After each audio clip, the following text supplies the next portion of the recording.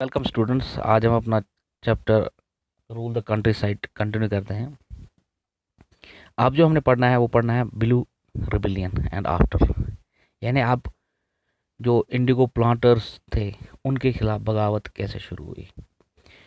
मार्च 1859 में बंगाल में जितने भी किसान थे उन्होंने इंडिगो प्लांटेशन करना बंद कर दिया। वो इस हद तक बढ़ गए कि उन्होंने जो रेंट पे करना होता था प्लांटर्स को वो भी देने से मना कर दिया।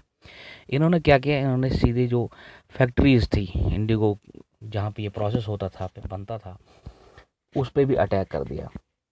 जिसके पास जो हथियार होता था, तलवारें, स्पीयर्स, भाले, तीर कमान, ये सब इस्तेमाल किए। जो औरतें थी उन्होंने बर्तन जो भी उनको मिला अपने घर में, अपने किचन में जो कुछ भी उनके पास था वो सब लेके आए और इन्होंने इन पे हमला कर दिया। तो ये हमले की वजह यही थी कि ये अब तंग आ चुके थे। इन्होंने अब क्या किया, बोला कि हम लोग अब इनसे कोई पैसा उधार नहीं लेंगे।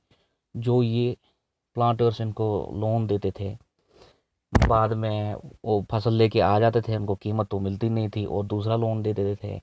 वो लोन चुकाने में ही सारा कुछ निकल जाता था, फ़ायदा इनको होता ही नहीं था। तो इन्होंने क्या कर दिया कि बोला कि ना हम ना कोई लोन लेंगे इनसे, ना हम रेंट देंगे, और इनके खिलाफ बगावत शुरू कर दी। यानी जो भी इनको मिलता था उसकी मार पिटाई, चाहे वो फैक्ट्री वाला हो, कोई भी। जो लोग प्लांटर्स के जो उन्होंने बंदे रखे हुए थे, मीन्स एम्प्लॉय अपने रखे हुए थे, जो कि ये इन किसानों से भी पैसा वसूल करे, रेंट ले ले, वो जब भी जाते थे उनको पीट दिया जाता था। लेकिन इस चीज़ को हवा कैसे मिली? किसान तो उतने ताकतवर थे नहीं, तो वो इनको ऐसी कौन सी चीज़ मिल गई थी कि जिससे इन्होंने इसके खिलाफ बगावत कर दी। इनको सपोर्ट मिल गया था जो ज़मींदार थे, क्योंकि ज़मींदार बहुत पावरफुल थे। उनके पास उन्होंने अपने बंदे रखे हुए थे, बंदे इन द सेंस कि अपने गुंडे रखे हुए थे। उस टाइम पर उनको लठियाल बोला जाता था, वो रखे हुए थे, क्योंकि उन्होंने ऑलरेडी पैसा भी बहुत कमाया था। और लेकिन इन प्लांट्स और कंपनी ने इनको क्या कर दिया था, इनको साइड कर दिया था। जो उन्होंने दो सिस्टम लाए हुए थे, एक मालवारी सिस्टम और एक मनोरमा सिस्टम जो लाया था, तो ज़मींदार उसको बाईपास कर दिया था। तो इन ज़मींदारों ने इनका सपोर्ट करना शुरू कर दिया। जैसे इनको सपोर्ट मिल गया तो बगावत करने में इनको आसानी मिल गई। जो किसी गाँव का हेडमैन था वो भी इसमें आ गया, क्योंकि सारे जो थे वो प्लांटर्स के खिलाफ हो गए थे। क्योंकि प्लांटर्स ने किसानों को इस तरह उलझा के रखा था कि उनको फ़ायदा तो कुछ होता नहीं था, और वो उनके कर्जों के तले दब चुके थे। तो जैसे जैसे बगावत बढ़ती गई तो ये खबर फैलती गई। खबर फैलने की वजह से जो ब्रिटिश गवर्नमेंट थी वो परेशान हो गई, क्योंकि उससे पहले 1857 में, इस बगावत से पहले 1857 में जो एक और बगावत हो गई थी, उसको हम कहते हैं रिवोल्ट ऑफ 1857। तो अंग्रेज़ों, ये जो ब्रिटिश गवर्नमेंट थी, वो ये सोचने लगी यार एक बगावत तो अभी भी ख़त्म हो गई है, तो दूसरे ही 2 साल तो अभी पूरे भी नहीं हुए उस बगावत को, तो एक और नई बगावत खड़ी हो गई, तो इससे तो हमारा नुकसान ही है। तो उन्होंने क्या किया कि बोला हम देखते हैं यार आखिर वजह क्या हुई। तो उन्होंने अपने बंदे, अपने एम्प्लॉय जो थे वो यहाँ भेजे, ये देखने के लिए कि आखिर बगावत की वजह क्या है। तो जैसे जैसे ये खबर फैलती गई, तो जो लेफ्टिनेंट गवर्नर था वो विंटर 1859 विंटर्स में यहाँ आया। तो उसने बातचीत करनी चाहिए, किसानों से बातचीत की। यहाँ से जो किसान थे उन्होंने ये सोचा कि जो ब्रिटिश गवर्नमेंट है ये हमारे लिए कुछ सिंपैथी, हमदर्दी के लिए ही आई है, क्योंकि जो प्लांटर्स थे वो अपना मुनाफा कमा रहे थे, इन पे जुल्म होता था। अब जब बगावत शुरू हो गई तो इससे नुकसान था ब्रिटिश गवर्नमेंट को, तो इनको लगा कि ये हमारी मदद करेंगे, तो वाकई में उन्होंने मदद भी उनकी की। एशली ईडन जो मजिस्ट्रेट थे उस टाइम पे, उसने कंपेल किया इनको कि आप ये कॉन्ट्रैक्ट साइन मत किया करो। उसने ये बात क्वीन विक्टोरिया तक पहुंचाई। जब ये बात क्वीन विक्टोरिया तक पहुंच गई तो उसने वहां से जो जवाब भेजा, उस जो ईडन था उसने पूरी सिचुएशन बताई थी, तो उसने वहां से बताया कि आप ये कल्टीवेशन बंद कर दो, इसको उगाने की ज़रूरत नहीं है।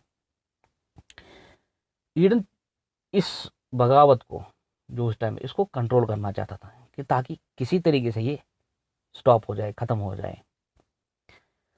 तो जो उस टाइम पे जो इंटेलेक्चुअल्स थे, जो बातचीत कर रहे माहिरीन थे इसके बारे में, हर एक के बारे में लिखते थे वो, तो उन्होंने इस बंगाल में आए, वहाँ इन किसानों से मिले जो ये बगावत जिन्होंने की थी, इनके बारे में सारी सिचुएशन जानने के बाद इन्होंने लिखना शुरू कर दिया। तो आखिर हुआ क्या, एक कमीशन बैठ गई जिसको हम कहते हैं इंडिगो कमीशन बैठ गई। उसमें जब सारे चीज़ को देखा गया कि कितना जुल्म हुआ, कितना क्या हुआ, कैसे ये काम करते थे, तो उसमें इन प्लांटर्स को गिल्टी पाया गया, यानी कसूरवार पाया गया। उसमें ये कहा गया कि ये जो इंडिगो प्लांटेशन है इससे किसानों को कोई फ़ायदा नहीं है। तो उन्होंने ये भी उसमें बताया कि अब आप एक काम करें, जो आज का जहाँ तक आपने कॉन्ट्रैक्ट लिया है उसको पूरा कर दो, एंड इन फ्यूचर ऐसा कोई कॉन्ट्रैक्ट साइन नहीं होगा और इसकी खेती बिल्कुल बंद कर दो, इन फ्यूचर इसकी खेती नहीं होगी। तो ये तो हो गया। अब बात आई रिवॉर्ड, जैसे जैसे अब शुरू भी है समझ लो, एक हिसाब से ख़त्म भी हो गया, तो इंडिगो प्रोडक्शन जो बंगाल में थी वो ख़त्म हो गई, कोलैप्स हो गई। लेकिन इन प्लांटर्स ने क्या किया, वो शिफ्ट हो गए बिहार की ओर। बिहार की ओर शिफ्ट होने से उन्होंने वहाँ पे सिंथेटिक डाई, जो इंडिगो था वो नेचुरली था और सिंथेटिक जहाँ वो नेचुरल नहीं था, तो उन्होंने वहाँ उस चीज़ को पकड़ लिया और उस फील्ड में उन्होंने वहाँ काफ़ी अपने आप को एक्सपेंड भी किया और तरक्की भी करने लगे। इसी दौरान महात्मा गांधी साउथ अफ्रीका से वापस आ जाते हैं। तो बिहार से एक किसान महात्मा गांधी के पास चला जाता है, तो उसको बोलता है आप चंपारण आओ, एक बार वहाँ आके आप देख लो कि ये इंडिगो प्लांटर्स हैं उन्होंने वहाँ क्या हाल मचा के रखा है। तो महात्मा गांधी ने 1917 में चंपारण आने का फैसला किया और वहाँ से Champaran movement against Indigo planters शुरू हो गया। तो ये था हमारा chapter rule the country side, जो हमारा यहाँ पे आज ख़त्म हो रहा है। इसके क्वेश्चंस भी मैं आपको करवा देता हूँ। तो इसके बाद जो हमारा नेक्स्ट होगा वो हम अगले टॉपिक में पढ़ेंगे। Thank you.